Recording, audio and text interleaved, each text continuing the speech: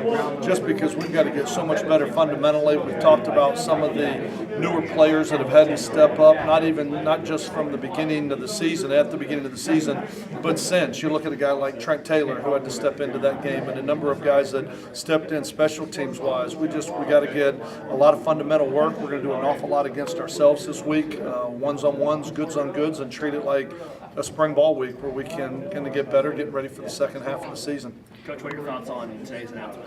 I think it's awesome. I think it's another step forward for the athletic department, for our student athletes, for our fan base.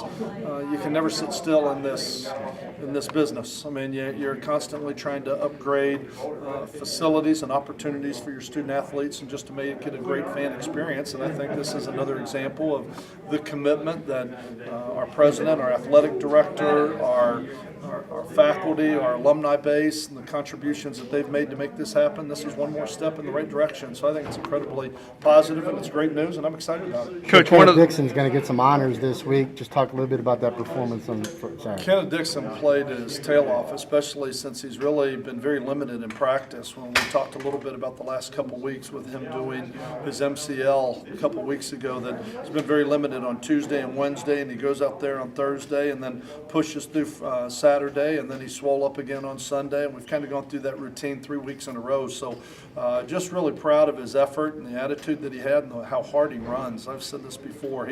You got to tackle him. I mean, you're not going to just hit him and knock him down. And I use the analogy that he's a weeble.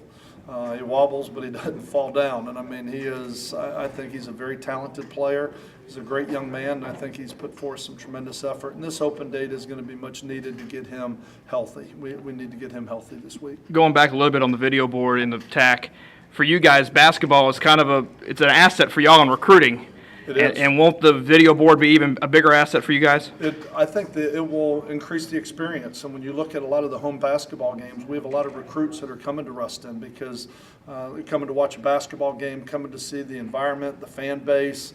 I go back to when I was at Connecticut, and everybody said, well, that's a basketball school. But really, it's an unbelievable asset because it shows the passion of your fan base. And to take our players there during December and January on official visits and take them to the games, I think it just helps us sell this university. And so I think as football wins, it helps all the other sports. But I think when all the other sports win, it helps football. I think we all help each other in this. So I don't think it's a one dog and pony show. I think there's a lot of us that contribute to it. And I think this is, I said, a huge step in the right direction. It just definitely shows the commitment that our administration is making to having a very competitive athletic department in Conference USA. And then flipping back to football, injury report on the guys that went down Saturday? Right now, I mean, we know that Gilliat's a concussion, and we're just going to have to wait to see that how he's going to come out of that. It could be 2 days, it could be 2 weeks. You just don't know with the concussion.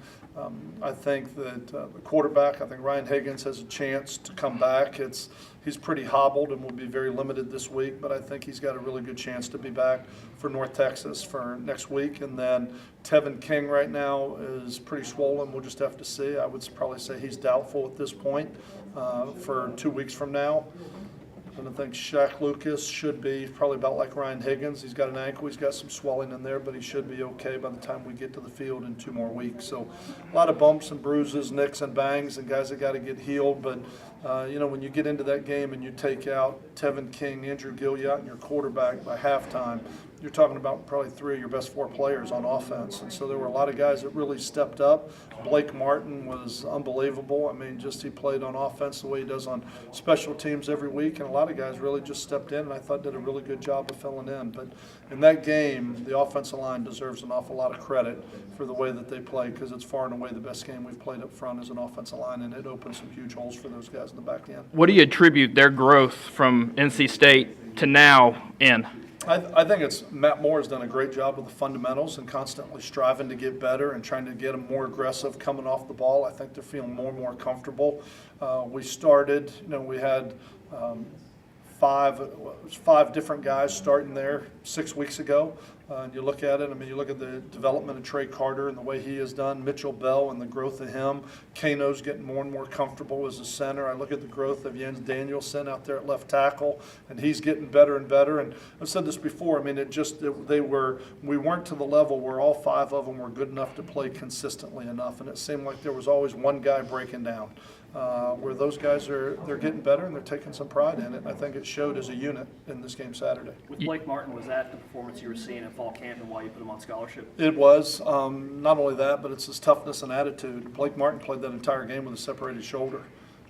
He's a guy, I found out he had separated his shoulder, and I tried to take him off a kickoff team, and he was like, no way, coach, I'm going. I'm playing. Here's a young man that rushes for 100 yards, separates his shoulder early in the game, and then plays a complete game. And it just goes to show you the commitment that many of these players have to winning. I mean, they want to be good, they want to win, and they know that there's very limited opportunities. They train more or less in 12 months for a 12-game season, so they train 30 days for every game that they have the opportunity to play. And guy's not going to let I'm not even going to say a nick. I mean, a separated shoulder is pretty significant, but I just love his attitude, love his effort, love the way he plays. He's a football player.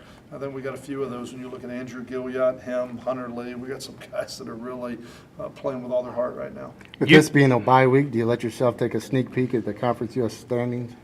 No, not at this point. We've talked about it. We've played two out of 8 that we get an opportunity to play. So we still have 6 conference games left. There's a lot of things that can happen between now and then. I don't want to get into what if, man, if they beat them and they beat them, and look at our schedule and we control our own destiny. Right now, we got to win. We got to get better fundamentally this week. And as we talked about and really stressed in the last couple of weeks, we've got to improve the individual. By improving the individual, we're going to improve the unit. When we improve the unit, we're going to improve the team. And that's what we got to do this week. We are fundamentals. We're going to be putting on pads. We're going to be doing a lot of individual work and a lot of teamwork, trying to get better fundamentally. But I think that's our key right now. Before we can start worrying about what's going to happen, we got to make sure we take care of our own house, and that's improving a lot of players that have gotten a little bit of experience now. I look at Yen Danielson and Ryan Higgins, a lot of these guys that have not played any football before the season started, and all of a sudden they have 6 games under their belt and they're getting a little bit more comfortable. And if we can polish some things up, then we have a chance to be a pretty good football team. But y'all have heard me say a million times this year, we're a work in progress. What's still going on? We're certainly not done just because we won a football game. Coach, UTEP, they got pretty creative in their formations to get Leslie open. Do you think you're going to see that down the road from teams because they saw it on tape with what UTEP did? Well, I think it's part of what UTEP does, and UTEP was very similar to NC State. A lot of tight ends, a lot of different formations, doing a lot of different things. Probably more frustrated that we gave up a couple big play posts down the middle of the field when we had a middle safety. I felt like Leslie's a great player, but I think if a free safety standing in the middle of the field, it makes it a little bit harder to catch those balls. I at least would have liked to contest them.